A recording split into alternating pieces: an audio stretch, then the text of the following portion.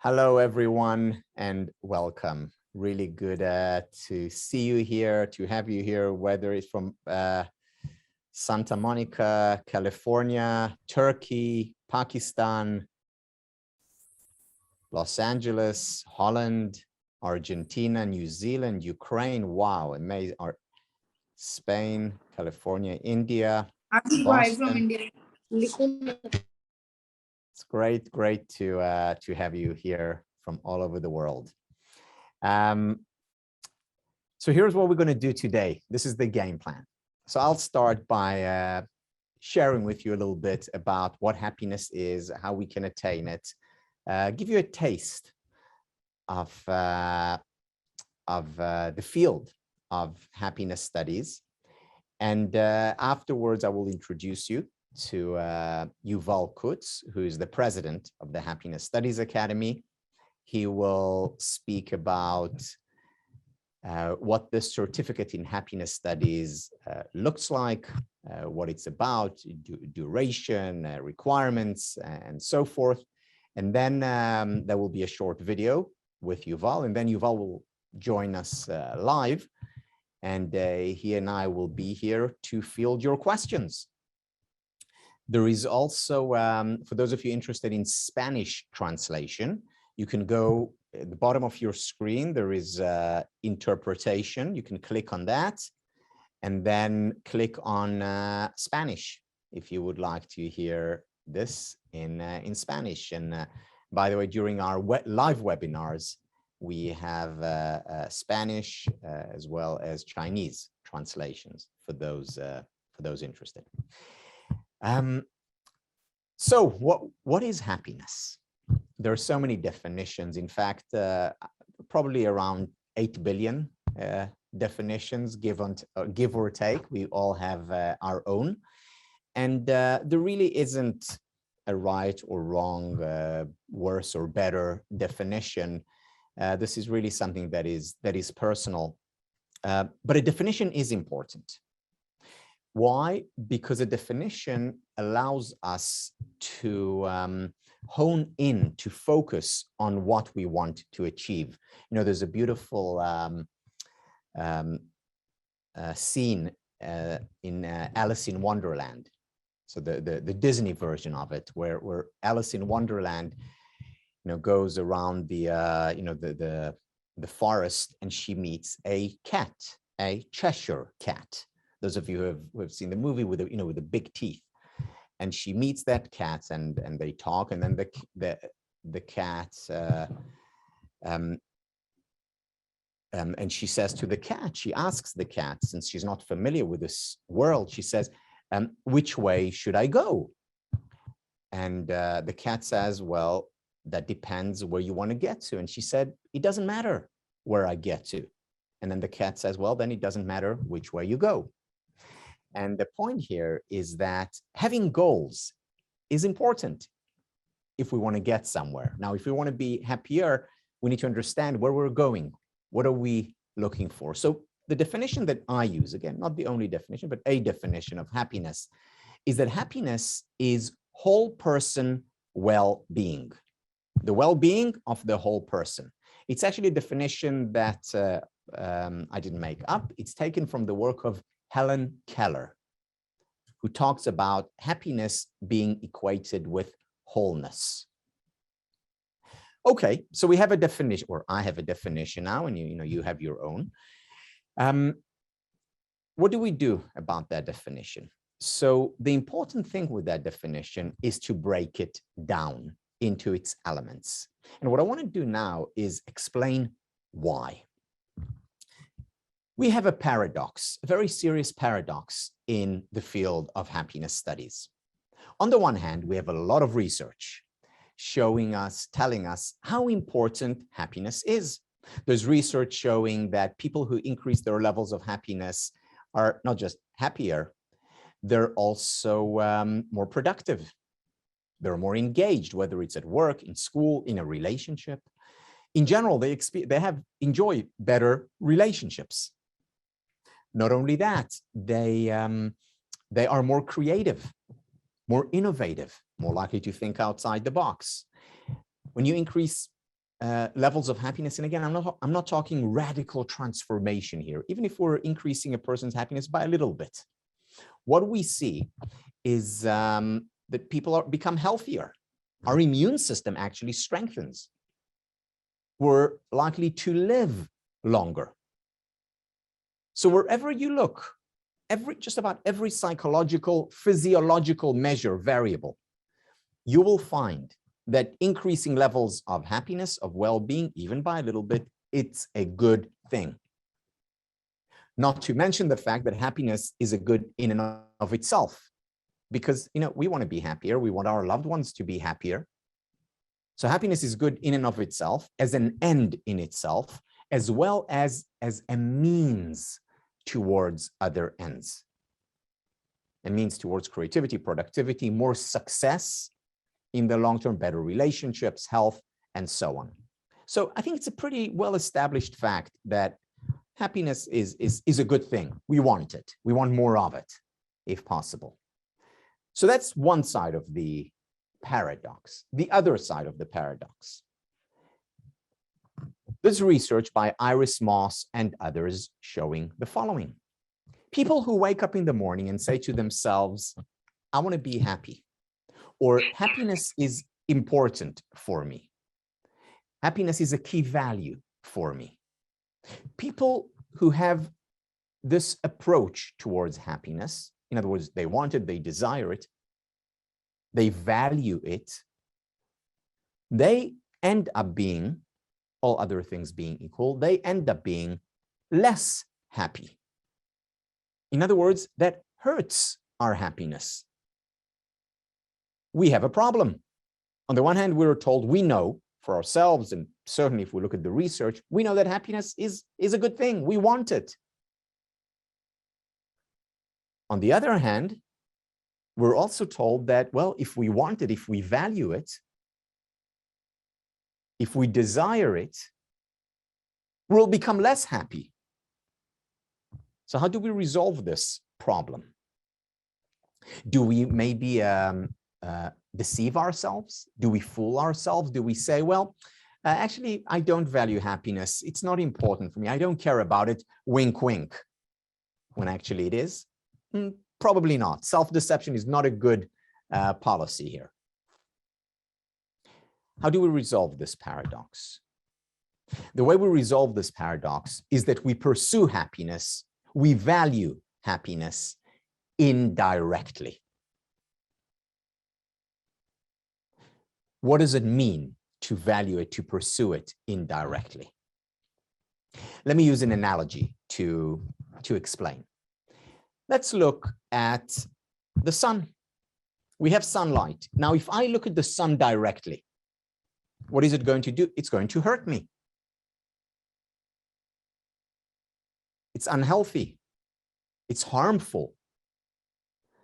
So looking at the sun directly, that's not a good thing. However, what if I take that sunlight, that ray of light, and break it down? For example, by using a prism. And I break that sunlight down to its components, to its elements. And out of the sunlight, out of this prism, what do I see? The colors of the rainbow. Now, the colors of the rainbow, I can certainly look at, I can certainly enjoy, benefit from. So the sun directly is harmful if I want to observe it. But if I break it down, it becomes useful, beautiful, helpful. The same with happiness. Pursuing it directly, I want to become happier, happiness is important for me, that's harmful. But if I break it down with a metaphorical prism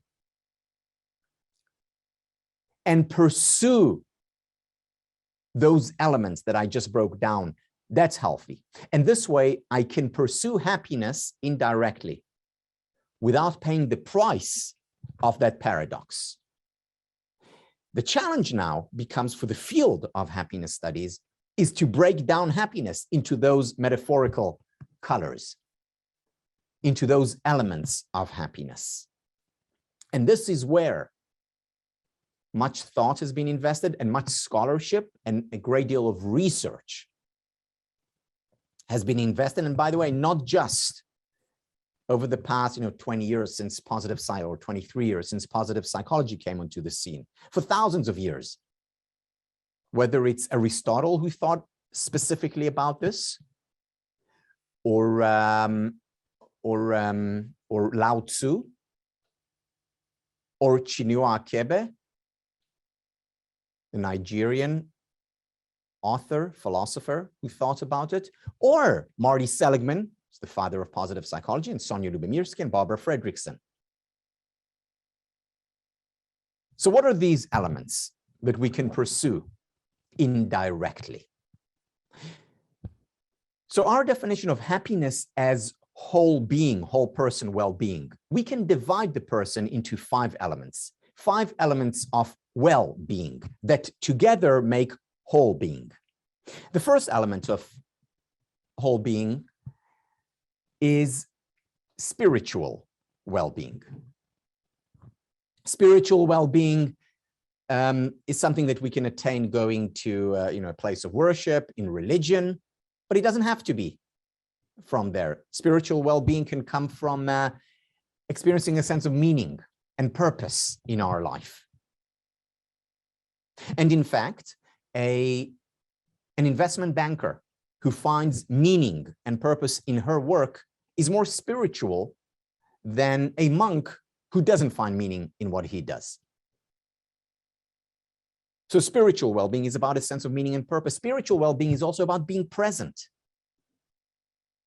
I mean, just last night we live in New Jersey, so I was by myself in the car. It was late at night, and I crossed the George Washington Bridge, and I was going along a road called the Palisades, which is very dark at night, and there were no other cars. I was the only car, and suddenly a deep sense of presence emerged for me, and I felt in the here and now. Many people experience it in nature, when there's nothing around, just trees or desert or the ocean, just being present to the experience. Observing a rose, or focusing on the breath going in and out, or just being in the car and the monotonous engine in the background.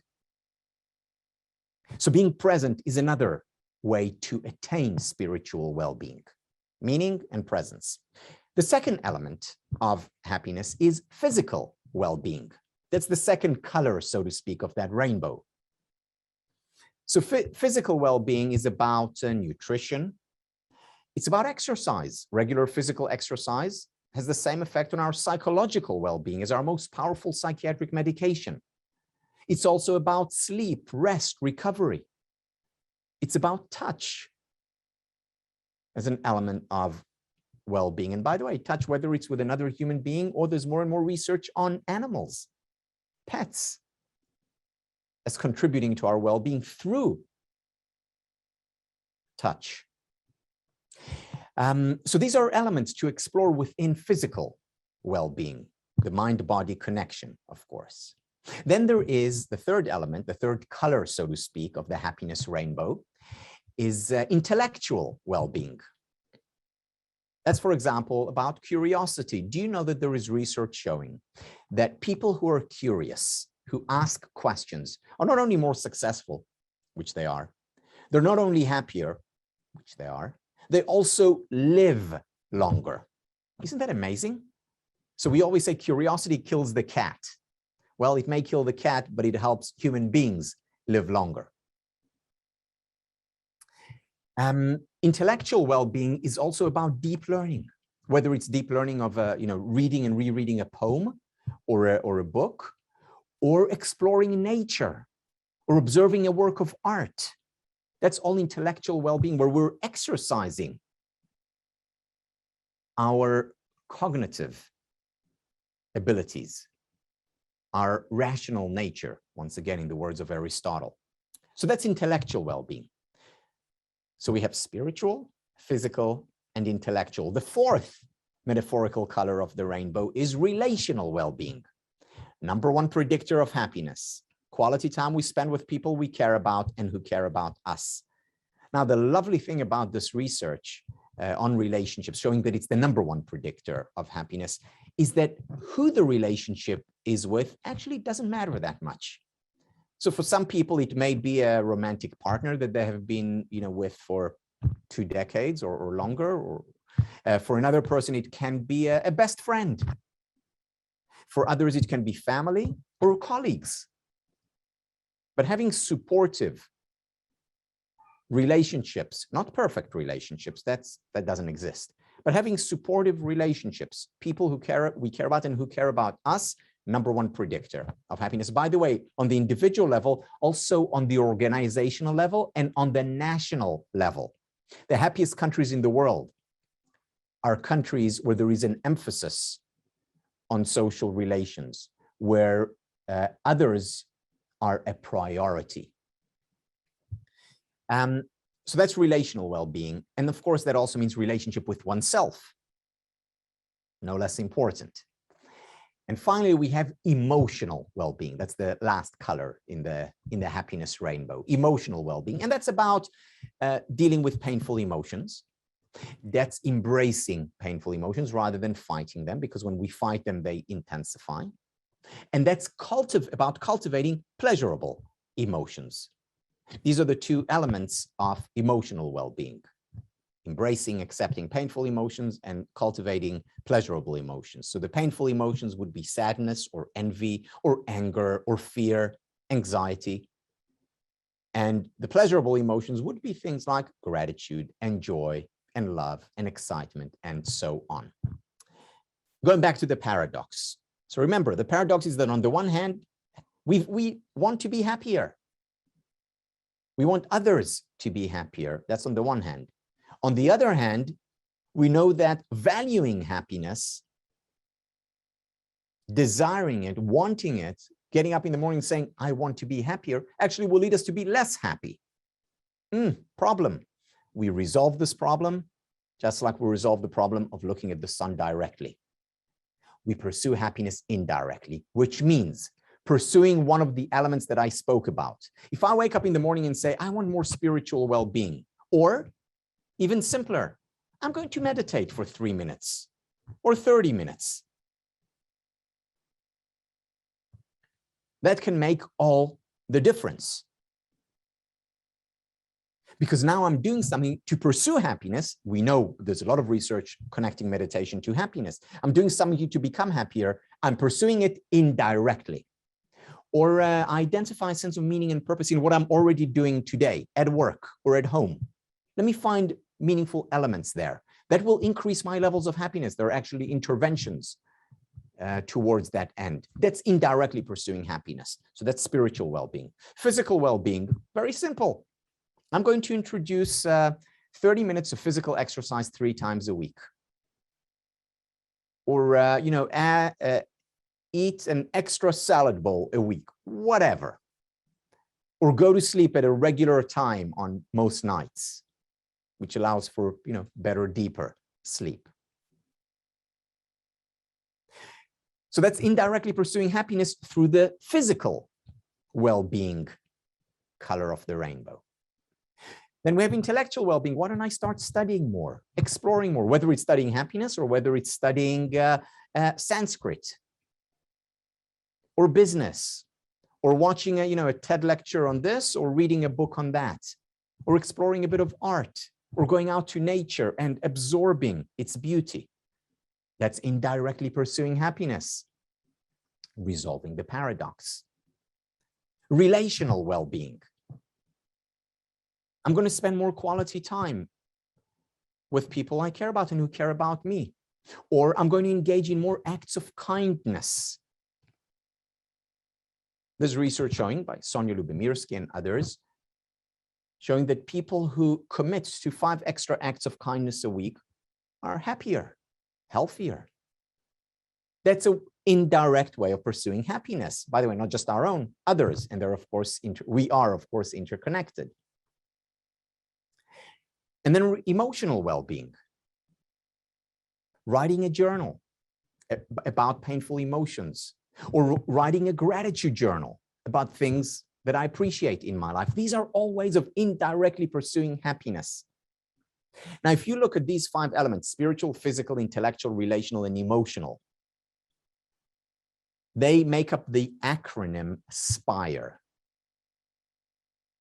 SPIRE is the highest point in a building. Happiness, according to Aristotle and the Dalai Lama, is the highest end towards which we aspire, strive for. Spire also is breath, fundamental to life. Aspire, respire, perspire, all has to do with breath. Well, happiness is the breath that we take indirectly rather than directly. Needless to say, in the certificate program, we go into great depth into each one of these SPIRE elements. But the main point remains the same, whether you've just heard this for the first time or you'll hear it, for a whole year or 10. The point is that if we are to fulfill our potential for happiness, and through that, our potential for creativity and productivity and engagement and relationships and health, we have to think about its pursuit in an indirect way through its elements, through the SPIRE elements of spiritual well-being, physical well-being, intellectual, relational, and emotional well-being. And through that, that's how we fulfill our potential. And you know what? When we do that, the other thing that happens is that we help others do the same. Because one of the things that we know, and this is research that is relatively recent, happiness is contagious as a result of mirror neurons, as a result of our physiological reactions and actions when we're around other people. We affect them, whether we want to or not, whether we like it or not. We affect other people. So you, by increasing your levels of happiness, you're also increasing the levels of happiness around you. That's a wonderful thing. Okay, so I'd love to answer any questions that you have about this content or, of course, about the certificate in happiness studies. But before we go on, before I introduce Yuval Kutz live in person, here is a video that with Yuval explaining the certificate in happiness studies, its elements, its constituents, and what would be your responsibilities over the year of the certificate program. Hi everyone. The Certificate in Happiness Studies is a year-long program. The program is offered in English, Spanish, Portuguese, Japanese, Chinese, and Hebrew. It is composed of 2 parts, both about the same length. The first is called Introduction to Happiness Studies, and the second is called Facilitating Happiness. While the first part focuses on theory, although it has some practice in it, the second part relies more about applied techniques, although it has some theory in it. This is an interdisciplinary journey in which we will learn the relationship between not just positive psychology, but also literature, art, science, and other fields related to happiness. The entire program has a weekly structure with the following components. First of all students in the same cohort starts off at the same day. And every week you receive access to 4 15 minutes pre-recorded lectures. Altogether, 1 hour. All of the lectures are delivered by Dr. Tal Ben-Shahar. You can watch these lectures at your convenience. It's online, and they will always be available for you to go back and watch again. Every week, students are invited to join a 1-hour live webinar with Tal, in which they can discuss happiness, the topics of the course, and their personal lives directly with Tal. Last but not least, all students get access to their personal life journal. The life journal is a weekly follow-up to the lessons with additional exercises, extra readings, videos, journaling, meditations, yoga, and much more. The life journal is divided into 3 depth categories. The first category is called GEM, G-E-M, which stands for Good Enough Mark. The second category is GEM Plus, and the third one is GEM Plus Plus. In order to earn the certificate in happiness studies, you are required to go through the GEM category, which will take you about 2 hours a week, in addition to the 1-hour lecture. You can always go back and drill down to any of the subjects with the GEM Plus and the GEM Plus Plus. This could take you a lifetime. Speaking of lifetime, you get lifetime access to this life journal, which holds the most comprehensive bibliography of research and material about happiness out there today. Actually, you're getting lifetime access to us as well. As HSA alums, you will get your Certified Happiness Trainer certificate, invitations to our annual gatherings, support from HSA faculty and the entire community. Additionally, we prepared a ready-made short course for our graduates containing suggested exercises and videos. The course was designed specifically for our graduates to collaborate with HSA and deliver it in any way that they choose. It is extremely important for us to give you all the tools needed to pursue a career and work in this field. I would like to thank you for taking the time today and for the interest you're showing in this program. So without further ado, I'd like to introduce you to Yuval Kutz. Hi, everyone. Wow, really exciting to be here. This is I just counted, this is the 11th time that we're opening a new cohort since we've started about 3.5 years ago. And the next cohort starts October 5th. And I'm super excited to be here and seeing all of you here. I already see that we have a few questions from the crowd. I almost stopped you, Tal, in the middle of your presentation because one question was simply amazing and I wanted you to refer to. So maybe we'll start with that. Wonderful. One of the questions in the chat was, you talked about the SPIRE elements: spiritual, physical, intellectual, relational, and emotional well-being. And someone asked, what about financial well-being, career well-being? And yeah, good. Maybe your take on that will be great. Yeah, you know, it's funny you asked that. So just 3 months ago, my book on happiness studies came out, and it came out with an academic press. Now, the thing about academic press is that you have readers, you have what they call referees, who read the book, and then they give you feedback, and this helps the publication, the press, decide whether or not they'll publish the book.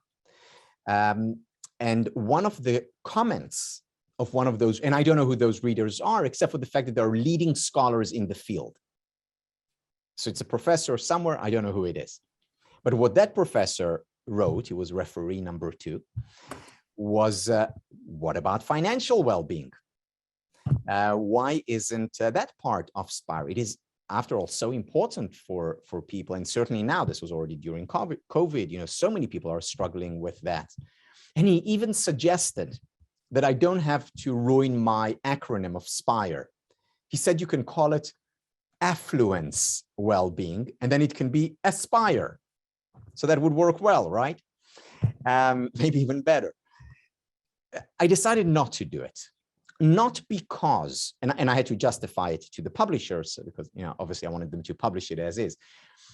I decided not to do it for the following reason. Not because financial well-being is not important. It's very important. However,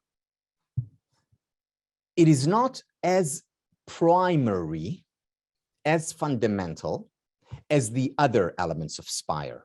Let me explain. So when we talk about spiritual well-being, you have many philosophers and psychologists who talk about human beings being meaning-making animals. We're meaning-making animals. That's spiritual well-being. This is what distinguishes our ability for spirituality, distinguishes us arguably from other species. It's very fundamental to who we are as human beings. Physical well-being, well, we are also animals. You know, there's no arguing with that. We're also a body, and the body is connected to the mind. Of course, it's fundamental to who we are, the physical well-being. Intellectual well-being, well, Aristotle talked about human beings as rational animals. Again, what distinguishes us from other animals is our rationality, our ability to think. Not just curiosity, because cats have that too, but our ability to think and to intellectualize and to philosophize. That's very unique to us as human beings, fundamental, primary. Relational well-being, well, no person is an island. We all need those interactions, so fundamental. We are social animals. And then finally, emotions, of course. You know, David Hume, the Scottish philosopher, said that reason is and ought only be a slave to the passions. Now, not everyone agrees with him. For example, Plato doesn't, but nevertheless, emotions are central to who we are. Certainly when we talk about happiness, how can we talk about happiness without talking about emotions? Now, there are no, as far as I know, philosophers or even economists who talk about us as being financial animals. Now, that doesn't mean that finances are not important, but finances are a derivative. They're secondary too. They're a derivative of the other elements. So we know if we increase levels of happiness, we're likely to make to be more successful. And if our goal is to be successful financially, we're more likely to succeed there. We know that organizations or individuals who set for themselves a sense of meaning and purpose, a goal, a meaningful goal, what psychologists call self-concordant goals, they're more likely to be successful. And if either make more money or climb higher on the organizational hierarchy or whatever. So that contributes to our ability for financial independence or financial success. Now, do we talk about money in the core, in the certificate program? A great deal. Because we also know that without the fundamentals, the basics, if we don't have food, enough money for food on our table, obviously it's going to affect our happiness levels. If we don't have enough for food, shelter, basic education, of course, money matters. Money also matters in terms of what we do with it. We know, for instance, that people who spend their money on experiences more so than on things end up being happier in the long term. So yes, if we have extra, I don't know, $2,000, do we spend it on more shoes and clothes, assuming we have enough already at home or we have sufficient? Or do we spend it on a vacation with our best friend? Well, for happiness, it's actually, for most people, it's better to spend it on the experience, on the vacation. We also know that helping others, charity, contributes to happiness. So we talk about ways in which money is important to happiness and ways in which we can spend money more wisely. However, is it as fundamental as us being rational animals or spiritual beings or social animals? I would argue against it. And having said all that, if you would like to add financial well-being or affluence well-being, SPIRE, by all means do so. We have students who are now or graduated, either participating or graduating from the Happiness Studies Academy, who teach happiness, and they include financial well-being in their model. Remember, there is no one definition for happiness. There are many, and what we provide you is a foundation upon which you build your own theory, and even more importantly, upon which you build your own happier life. There is one thing that I failed to mention in the video that you showed, because you know, when we recorded that, a few things evolved since then. The invitations to our, you know, I call it a year-long program there, but it's actually more than a year. It's because when you finish that year, the year includes the pre-recorded videos, and it includes the weekly exercises. In addition to that, there is the live webinar, quite similar to what we're doing right now, on different topics and more drill down with our students. That this is happening every week. And you'll get invitation to those weekly webinars way after that year ends. So our students and graduates are joining these weekly webinars way after the year. And this is why I'm so excited to see all of you here, because I know that the community is going to grow once again. And we have thousands of students from more than 60 countries in our community. The program is delivered in 6 languages now: Chinese, Spanish, Portuguese, English, of course, Hebrew, and Japanese. So this is one thing that I failed to mention. Another thing that I failed to mention is that we are about to launch a fully accredited MA degree. That will probably happen next year. And the certificate program will be part of that, so that people that will take the certificate program will already have credits in the MA, and whatever they will pay for the certificate will be deducted from the payment they will need to pay for the MA, and they will have a head start. So this is also something that happened after we recorded this video. Another question, Tal, that I see that I would like you to refer to, if you can, please. How do you rate or determine one's state of happiness? And here maybe it's an opportunity to talk about the research and talk about the science behind the happiness, rather than the, you know, intuition or charisma that is out there.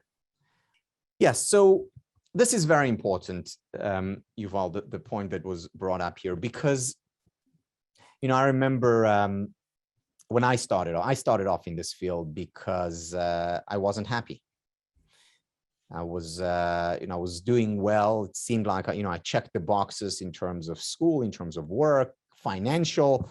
You know, was doing okay. Things were fine. And yet I was very unhappy. And I decided to explore this field. And the first place I went to was, I went to the self-help literature. And, you know, if you go into a bookstore or you know, on you know, Amazon or Barnes and Noble, and you look for books on self-help, you'll find, you know, thousands and thousands of books there, and some are very well written, very interesting, very inspiring, and yet I must say I did not find many answers there. I did not find much help there, even though these are self-help books. Why? Because these books over-promised and under-delivered. So they promised a lot. They said, okay, these are the 5 steps you need to take, and then you'll be happy for the rest of your life. Or here are the 3 things to keep in mind, and then you'll enjoy the ideal, you know, Disney relationship. And these are nice promises. And I mean, who doesn't want these things? But it's over-promising and under-delivering. Because when I try to apply, it maybe helped me for a week or a month, but then very quickly I went back to where I was before, and actually even more frustrated than I was before. Because now I started to think, well, something wrong with me, because I did what they said, and that works according to them, but it didn't for me. And then ultimately I realized that I wasn't alone. So other consumers of this literature experienced the exact same thing.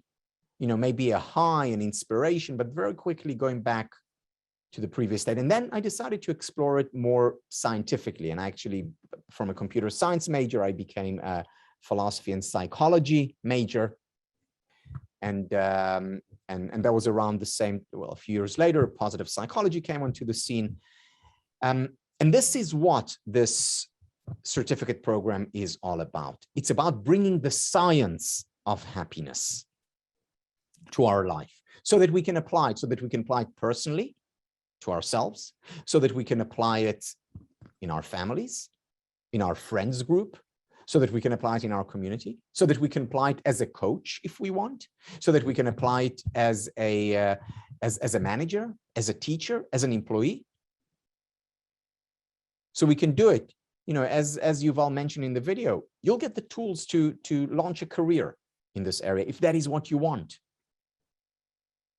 And or to just increase levels of happiness for yourself, for your family, for your loved ones, in the workplace, wherever.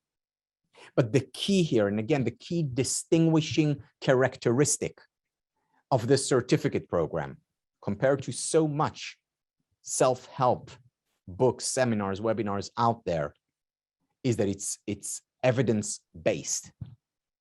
These are things that work. And we always prefer to, instead of overpromise and underdeliver, underpromise and overdeliver. We are. So you will, yeah. Additionally, we are checking ourselves. We are conducting an academic research currently on the certificate in happiness studies, making sure that the certificate itself indeed increase levels of happiness within our students and our community. And so far so good. The results are amazing, but it hasn't been published yet, but we're working on that research and it will be published. And this is, and of course, research and science has the way to measure levels of happiness through questionnaires and through psychological and methods. So we are doing that as well on ourselves, and everything that we teach or that is delivered through the program is based on such research behind it. Yes, and we're always, you know, thinking about ways, how can we improve? And by the way, when I say we, it's the community, because we're constantly, you know, every week I meet with students, with alums, and we're constantly looking at ways, of improving, growing, helping you, help yourself, and help others. Someone asked, I'm curious if I am going to attend the program, is it okay to share these materials with people who is interested in my network? Yes, this is why you'll be taking the program, so that you'll be able to share it and pay it forward. This is exactly why we're here. We are, you know, in our goals and in our vision, we talk about the happiness revolution. We talk about gain and reach and influence and impact that we will have on our students and on the entire world. So by all means, the idea behind the certificate is that once you get that knowledge, and we will give you also the tools to share it.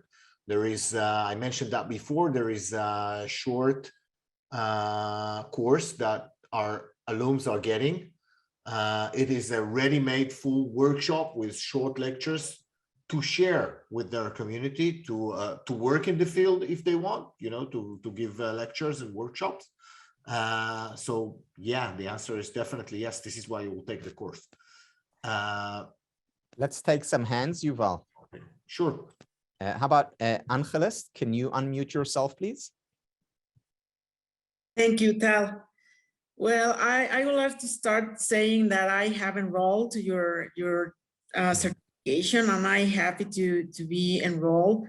I have been listening the webinars, and it's amazing. It's amazing. Every single session is very enlightening.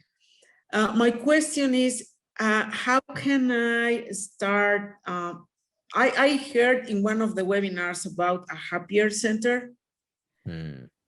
So I would love to start, you know, one here.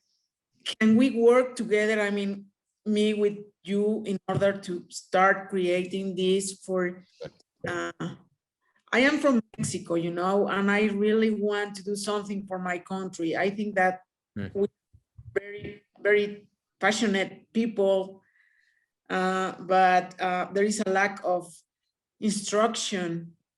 But by doing this type of things will help us.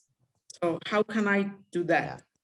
Yeah. Thank you for asking this question, Angeles. And you know, it actually builds on what Yuval was talking about just a minute or two ago, when he said about, you know, our goal is for you to take this material out and spread it. You know, we want to achieve a happiness revolution, which of course is a peaceful revolution and that spreads happiness and goodness. And one of the ways to do it is to create happier centers. Now, based on feedback from our students and alums, we are now in the process of creating an HSA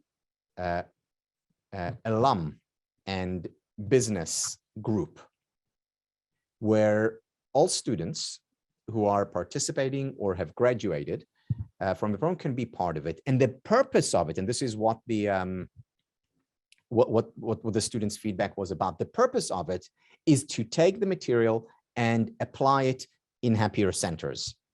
Or there is a group actually forming right now as we speak around students and alums who are creating happier centers in different places, whether it's in Peru and the US and in China, one in Beijing, one in Shanghai. I mean, you can create 100 happier centers in one place. It doesn't matter.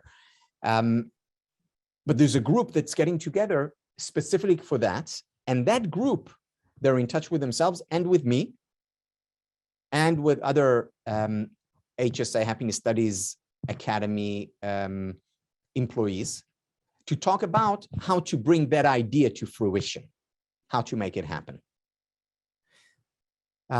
So beyond what you will learn in the course, I talk about happier centers a lot. But beyond what you learn, even more importantly, after you learn that, you will interact with other students and with us so that you can take step by step towards having a happier center that will spread happiness, whether it's in Mexico or, whether it's Mexico City or Monterrey or wherever you are. I'm in Chihuahua. In Chihuahua, oh, beautiful. I was there, well, just before COVID, I was there. Beautiful. Oh, great. Thank you, Angeles. Thank you. Shiblan, can you? Yes. Okay. Let's take one more and then we'll get to questions. Thank you, Dr. Tal. It was a pleasure talking to you this morning. I've seen a few of your course videos from the Harvard time, and I was really inspired by your course. Thank you. The question I wanted to ask was that with no experience of psychology, studying psychology, I'm an engineer by profession. So if I take this course, can I pursue happiness studies as a career in my life, or would it be sufficient for me? Yeah. So the question is, if as an engineer, if you pursue this the certificate program would this certificate be enough to pursue it as a career? The answer is yes. So what you get here is, as part of the certificate program, what you get here are the fundamentals, the foundations upon which you can build. And in fact, engineering is a very good analogy. So when you become an engineer, you study for 4 years, presumably, and you learn the fundamentals, which means you learn mathematics, which means you learn, electromagnetics, which means you learn whatever you learn. Does that mean that after you graduate as an engineer, you say, okay, that's it, I've graduated, I'm going to be an engineer now and live happily ever after? No, you continue to learn because there are new technologies. Even if you graduated, 2 years ago, there are new technologies in engineering. You have to keep up to date. In other words, the most successful engineers continue to learn throughout their life. My dad's an engineer. He's in his late 70s, and he's no longer working as an engineer, but he still reads engineering magazines. I remember growing up, there were always engineering magazines at home because it's important to continue learning. Same with happiness. You will receive the foundation, a very strong foundation. And you can start working immediately. What we always encourage, and this is why, as Yuval said in the video, this is not a 1 year, it is a 1 year course, but it's not a 1 year course. It's a lifelong course. Because every Thursday when I talk, just like today, I spoke with the group earlier today in a webinar, I talked about new research that I came across. So we're always growing, always developing. The foundation, yes, you will get in this 1 year. Maybe that relates also to a question that we have in the chat. How much practical is the course going to be? And talk about the relationship between theory and, you said, foundations, but also practical tools that are delivered in the course. Maybe you can elaborate a little bit about that. Sure. Yeah. I wouldn't be doing what I'm doing. Yuval wouldn't be doing what he's doing if we didn't think this could make a difference in people's lives. In other words, if we didn't think this was highly practical. And the only reason we teach theory is so that it can be applied. Kurt Lewin, who was a very famous MIT professor who ran away from Germany in the 1930s, Kurt Lewin said, there is nothing so practical as a good theory. There is nothing so practical as a good theory. So yes, we introduce theories, good theories, we hope, whether it's the theory of SPIRE, which is an overarching theory, or whether it's the theory of finding calling in your work, which is another theory. But all these theories that the theory of, the research on physical exercise. But all this theory is focused on getting you to apply it. Apply it by yourself, apply it as a coach, apply it as a parent, apply it as a friend, whatever. It's always applied. And we make sure that these connections are explicit. Now, with that said, there are two courses that are part of the happiness studies process of the certificate program, two courses. The first course, as Yuval mentioned in the video, that's where we introduce SPIRE. That's when we introduce a lot of research, a lot of foundation. And we always talk about how we can apply this foundation. The second course, which is as long, they're both 6 months. The second course is explicitly about taking this theory and applying it in different ways. And in the second course, there is some theory, but very little. And as I mentioned earlier, the alumni club, the business club, yeah, they'll invite people to speak and they'll have conversations online, but the focus is, how can I apply it in creating a business? How can I apply it as a teacher? How can I apply it as, Shibani, if you join us, as an engineer in my team, so that they can be more creative? So the answer is at every level, whether you're at the very beginning and just learning the theory, we're already applying it. And certainly as you go along throughout the year and beyond, the focus is on application. Just making sure it's understood. The second course that Tal is talking about is also part of the certificate.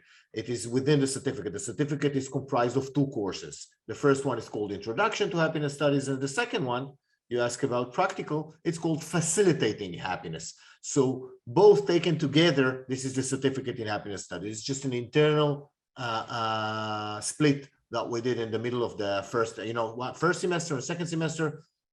Each one is about 6 months, so altogether is 1 year. Right. How about we take another hand, Yuval?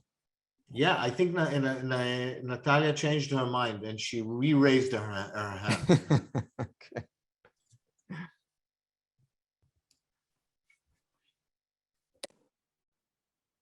Thank you. Good evening. Hello. I'm actually one of the students of the first certificate.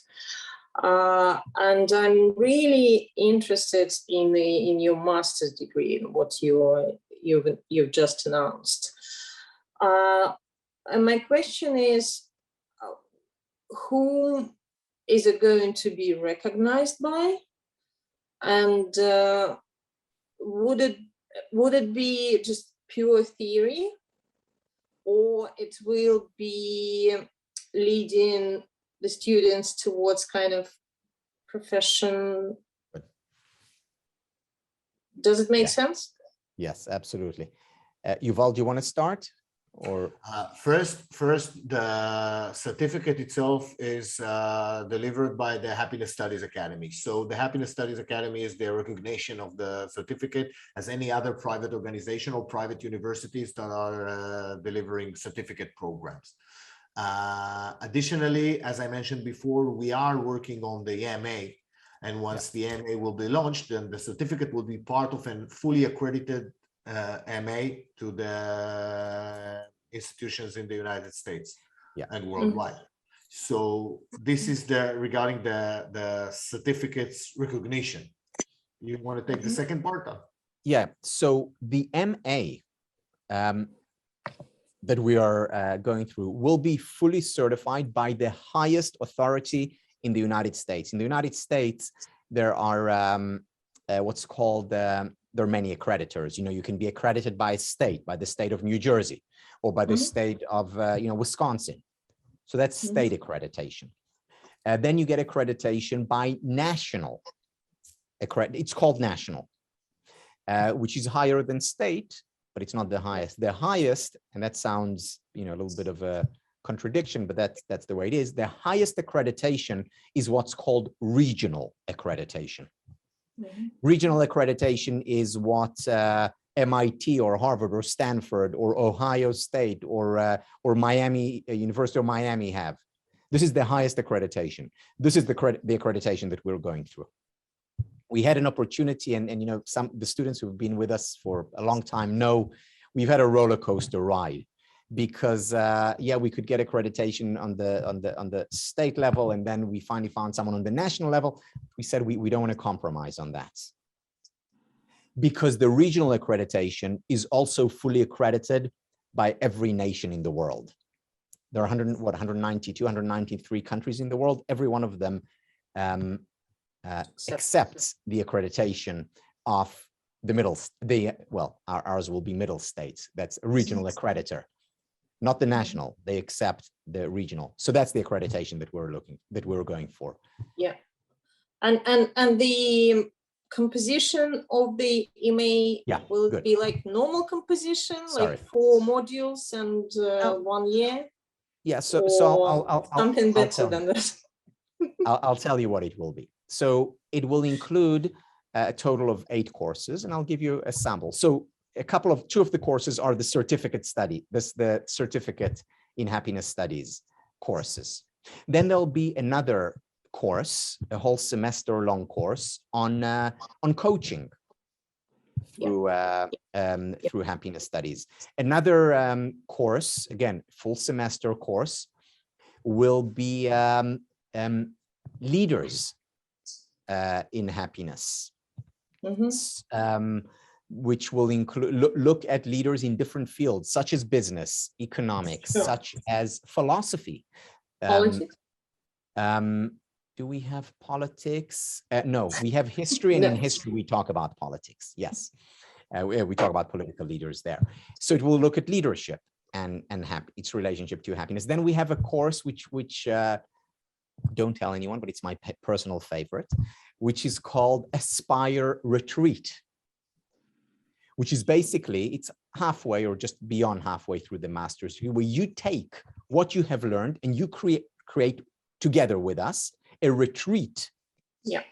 So a 3 months long retreat that focuses on one thing: increasing your levels of happiness. It's an intensive course and a very powerful course.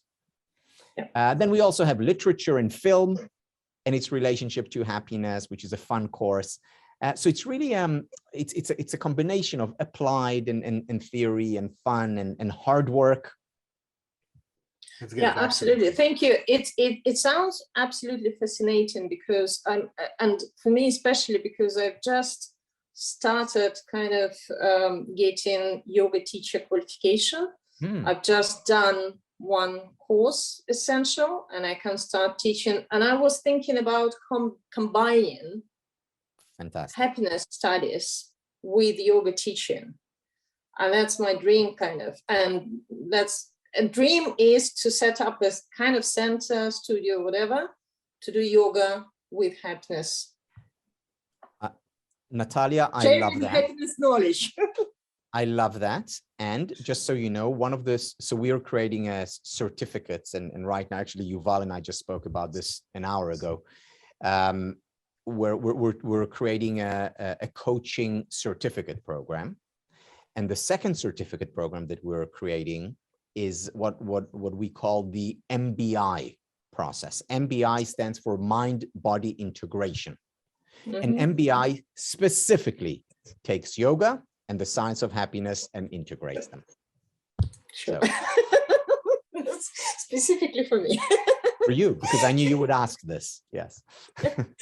Okay, thank you very much indeed. I'm looking forward. No, so first of all, I'm looking forward to. I'm kind of slowly moving throughout my course, throughout my certificate, very slowly. But that's motivation for me to get it completed. Wonderful. Thank you very much indeed. Thank you. Let's get back to the certificate. Yes, for our alums, there will be a lot of programs such as the MA and the coaching certificate and the MBI you mentioned. But let's get back, because we have a few questions about the certificate itself. Please. How much of happiness at work topics are you covering during the program? Well, if you work, the short answer is, if you work with people, then quite a lot. But Tal, maybe you want to take that. Yeah, you know, one of the things to keep in mind is that the certificate is co-created, meaning, yeah, we provide, again, the foundation, but ultimately you decide where you want to apply to. How do you decide? Well, there are weekly exercises, and you can apply those exercises in your home. If you want to apply to parenting, you can apply it at work. You can do both. So it depends on you where you take the ideas, where you decide to apply the ideas. In the webinar, you know, we have questions about the workplace. We have today was like most webinars was amazing. Today we had questions on, we talked about, you know, rituals and, you know, physical exercise.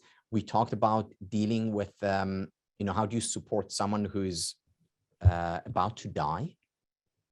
And, you know, and we talked about, you know, someone starting college and how do you make that transition.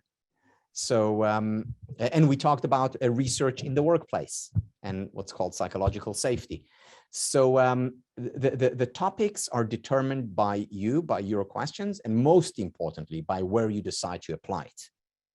And many of our students are concerned with applying this in the workplace. So you mentioned before the word under-deliver, and someone asked, what does it mean? And regarding the expectations from the course, maybe a little bit, what to expect. And yes, so, you know, to under-deliver means to not fulfill your promises. We prefer to promise little and to over-deliver, to give more than we promise, instead of the other way around. Another question here, does the program cover more than what's in Tal's books? So I like the analogy that you once said, that, you know, you can buy broccoli and put it in the fridge, or you can read a book about exercise and actually not going to the gym. It's not enough to have healthy food in the fridge. You need to eat it. So the book is great. And the book about exercise and how to improve your muscles is also important. You'll know more. But without the actual exercise, without actually going to the gym or going outside to nature and practice, I don't believe the book will increase your levels of happiness or your level of the level of your muscles. Yeah, it's exactly right. And, you know, there's research that I talk about it more length in the course, by Jeffrey and Wing, two researchers. And what they show is that when we go through a program by ourselves, and that would be, it could be equivalent to a book when I read a book myself, we may bring about real change, which will lead to more health or happiness or whatever we're working on. If we do the same program together with other people, as a group, as a team, we are just over 200% more likely to enjoy lasting change. And this is what happens in the course. Because we are a group, a team, because we support one another, real change is more likely to happen. It doesn't guarantee, you can sign up for this course, you can sign up for 100 courses, and no change will come about, or little change will come about. So ultimately, it does depend on you, but you're much more likely to bring about change through a program where you have a cohort, where you go along with others, where we're supporting one another. Should we take a hand that's up? Sure. So Huda or Hauda, is that how I pronounce it? If you could unmute yourself. Unmute please. yourself. Yeah. Hello. Hi. Hi, thank you for taking my question and for answering some questions already earlier on. So I was wondering about the course of how many hours of practice should I take weekly actually to get some really good results or to benefit from the course? You should be ready to invest about 3 hours a week. It's divided into a 1 hour pre-recorded lecture. It's 4 sections of 15 minutes long pre-recorded lectures, altogether 1 hour. Additional 1 hour live webinar, which you can take every other week because the hours change, because we do 1 week for half the globe and the other week for the other half of the globe. So it will be inconvenient hours. And there is the live journal exercises. And the live journal exercises will take you about 2 hours a week. So altogether about 3.5, really depends on how you take the course and how you take the exercises. Because as I mentioned before, the exercise in order to earn the certificate is the jam level, it's the first level of the exercises, but there are way more there. And it's really up to you, and you can decide to follow through with 3 hours a week. And after the program ends, it remains open for you, as I mentioned before, for a lifetime. So you can go back and drill down to any of the subjects that you feel more attached to. Yeah. So there's a lot to drill down there. So about 3.5 hours a week. Yeah. So another practical question, if I can. There also, you mentioned the weekly live classes with Tal. So I am in Europe. So I was wondering if the timetable is like consistent, if it's not like middle in the night for us. You will have, as I mentioned, there is every other week, the hour will be convenient for you. For Europe, if I'm not mistaken, every week it will be convenient for you. Once it will be in the evening and once it will be at noon, something like that. So yeah. Yeah, almost every week, because sometimes we have it, sometimes we have it 8 o'clock at night in the US, which is the middle of the night for you. But usually it's 8 o'clock in the morning US, which is midday for you, or 2 p.m., which is this time. All of the live webinars are recorded, and you can always, and you will get them after the session is over. All students can join and watch the recorded live webinar that they missed. Yeah. Okay, great. Thank you.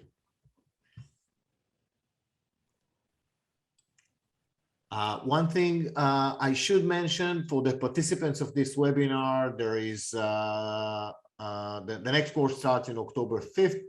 And for the participants of this webinar, there is a special discount which is $500 discount if you use the code live webinar, all capital letters, on our website. For any questions that you are not getting an answer to here in this webinar, or you might have questions after this webinar, you can always write to info@happinessstudies.academy, and we will assist you there. So info@happinessstudies.academy, and you can use the code live webinar, all capital letters, to get a $500 discount on our webpage, which is, by the way, www.happinessstudies.academy. You will find all the details there about the course. Everything that we talk about here is also there, about all of our different programs, and specifically about the certificate in happiness studies. There are just a couple of questions. So let me take this question and then generalize from it. The question is the MA online?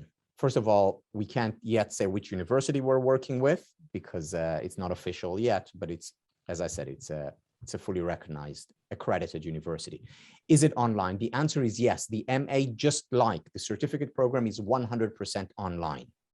And this is a very important and.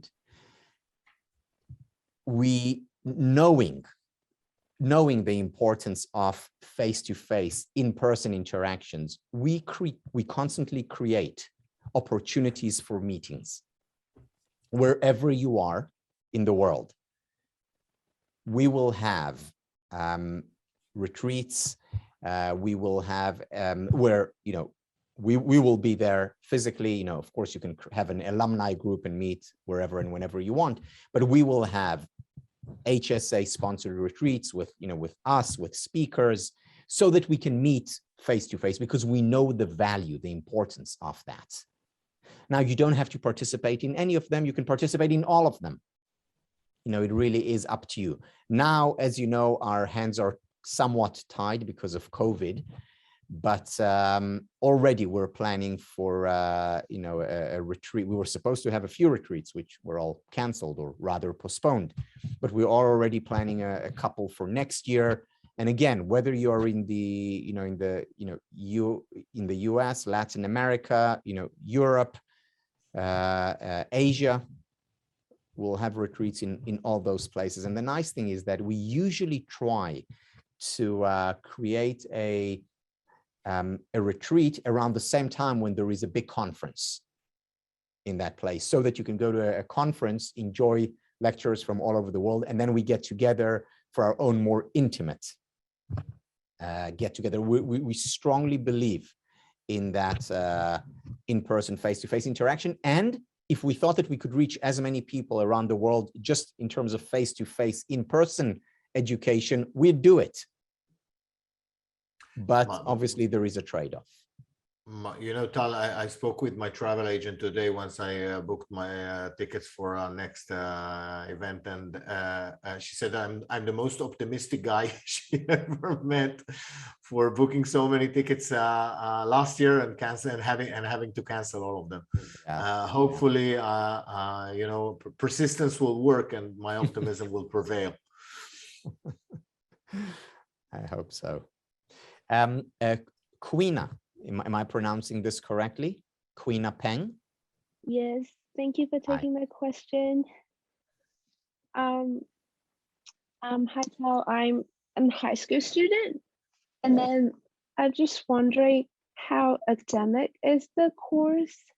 And then the second question is, do you have any recommendation of a reading list apart from the self-help books in the market? Yeah, I missed, what was the first question? How academic is the course? Good. Yeah. The course is academic plus, meaning it's very academic. You know, the foundation is, you know, what I taught at Harvard, what I taught at Columbia. The reason why I'm saying plus, and this is also the reason why we created the Happiness Studies Academy, because I felt that, you know, one academic course isn't enough, because there's a lot of material, and an academic course without application is not as powerful, and that's not, you know, it's not as, I must say, not as interesting for me. as an applied course. So the course is very academic. You know, even when we had the university that we're working with on accreditation now, when they took a look at the course, and they didn't make one change. They said, yeah, this is ready. You can, you know, basically copy paste, because everything about it is academic. Now, in terms of recommending, you want to add something, Yuval? No, sure. Go ahead. In terms of recommending books, so let me recommend just you know, a couple of books that are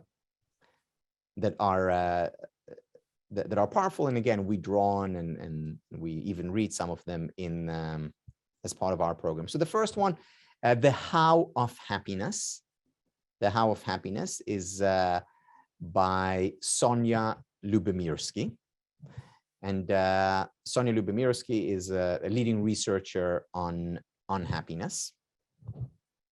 A second book that I strongly recommend, which is lovely. It's called Love 2.0. Love 2.0. It's written by Barbara Fredrickson, who's again a leading scholar in the field. And the final book that I will recommend is it's a book on coaching. However, it's beyond just being for coaching, it's others, it's also for coaching oneself. It's called Appreciative Coaching. Appreciative Coaching. It's by Sarah Orem, O-R-E-M. So this is a good place to start. There are many others, of course. So The How of Happiness, The How of Happiness is the first book, Appreciative Coaching by Sarah Orem, and Love 2.0 by Barbara Fredrickson. Okay, thank you. And I was watching one of your the other course 1504, I think. Yeah. It's about positive psychology. Correct. And as a high school student, I'm really interested to take psychology as my university major about a year to go. Yeah. So That's just wonderful. Last question. Yeah. Can I use this as my extracurricular, or can the certificate be like the proof of the extracurricular when applying a university? Yeah, that will depend on your teacher. You'll need to speak to your school. You can be in touch with us direct. I'm happy to be in touch with your teacher and let her or him know what material we cover, but then they have to decide for themselves whether it fulfills their requirements, and every school is different. Obviously, with a master's degree, it's accredited everywhere in the world, but with a certificate program, your teacher will have to decide herself, himself. Oh, I see. Yeah. I'm happy to be in touch with her, but you can email us. Thank you. Yeah, okay. Thank you so much. Thank you. Yuval, are there any other questions in the chat that we? I am answering quite a few. Oh, okay. Okay.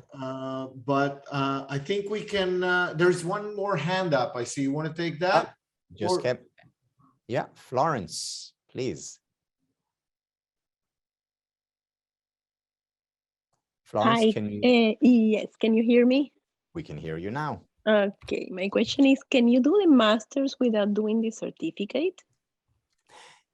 Yes, so for the master's degree, all you need is a BA, a first degree, in any subject. It can be in engineering, it can be in psychology, obviously, it can be in history, but you need a BA. Okay. You don't need to do a master, but what's important to keep in mind is that if you are not sure, do I want a certificate, do I want a master's, a good place to start is the certificate, because it will count towards your master's, and you will also not pay extra. Meaning, so let's say you decide to take the certificate program, and then later you decide to take the master's, the exact amount that you paid for the master's will, for the certificate, will be deducted from the cost of the master's. Do you understand what I meant? So you know, the certificate is can be considered just a part of the master's. Yes, understood. Thank you. Thank you. Tal, can you give an example of the exercises in the certificate? Sure. So here's a simple example that I talked about earlier. Commit to 5 extra acts of kindness a week. Imagine this. Imagine if you decided to do beyond what you already do, because I'm sure you're kind already. Beyond that, to commit 5 extra acts of kindness. Little things, you know, listen a little bit better to your friend. You know, help someone, you know, open the door where you wouldn't have otherwise. Little things. Imagine doing this. This will significantly, we know that from research, will significantly increase your happiness levels. Now imagine if 1,000 students and alums from HSA do it. What an impact that can have on so many people, because we know just like happiness is contagious, kindness is contagious. So that's one exercise. Another exercise is the very simple, you know, gratitude. Express gratitude by yourself, or express gratitude around this, in your home, or write a gratitude letter. You know how powerful that is if you write a gratitude letter and then you read that letter to the person you wrote it to. That is a powerful intervention for yourself. You will be happier. Obviously, the person you're reading it to will be happier, and the relationship will improve. Then there are daily mini meditations that we offer. And the meditation is as you choose. It could be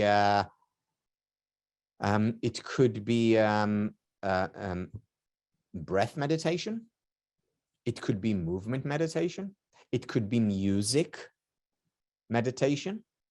It could be focusing on different parts of your body, body scan meditation. So that's part of the certificate program. Journaling, which is a very powerful intervention, is also constitutes a significant part of the exercises. Journaling about different topics, whether it's about a difficult experience you had, whether it's about the best experience that you had. And actually, it turns out that writing about both or either contributes to well-being, to mental health and to physical health. Creating a program for nutrition or exercise, if that is what you want to focus on, that's some of the exercises that this certificate includes. Right, so we're okay. And you know, one of the things when you said it, I thought of the song by Demi Lovato, that it's okay not to be okay. So I'm glad we're okay, but it's also okay not to be okay, which is something that we talked about in terms of accepting emotions, giving ourselves the permission to be human. Thank you, Yuval. Thank you all for being here. I hope to see, well, I'll definitely see those who've already joined. I hope to see others. And you know what I always say the first day of class, so to speak, is that it's my first day as well, because I'm a fellow journeyer. I go through the course with you.